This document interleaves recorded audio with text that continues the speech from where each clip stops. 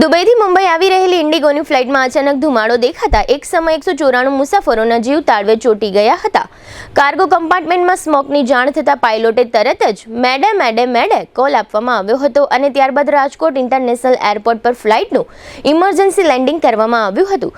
સદનસીબે તમામ મુસાફરો અને ક્રૂ સુરક્ષિત છે. ઘટનાના પગલે બોમ્બ સ્ક્વોડ અને ડોગ સ્ક્વોડ દ્વારા તપાસ શરૂ કરવામાં આવી હતી.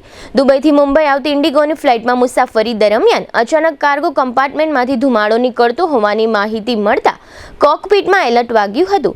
પરિસ્થિતિની ગંભીરતાને ધ્યાનમાં રાખીને પાયલોટે એર ટ્રાફિક કંટ્રોલને મેડે કોલ આપ્યો હતો અને નજીકના રાજકોટ ઇન્ટરનેશનલ એરપોર્ટ પર ઇમરજન્સી લેન્ડિંગની પરવાનગી માંગી હતી.